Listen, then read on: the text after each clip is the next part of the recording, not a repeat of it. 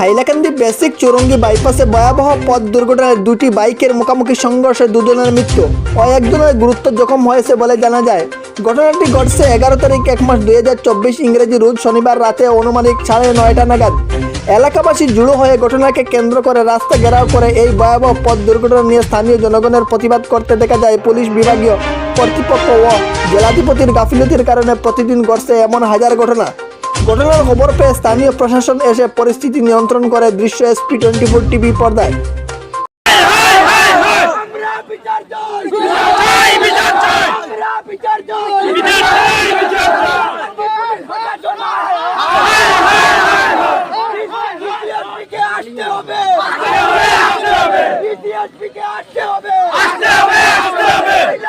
police প্রশাসন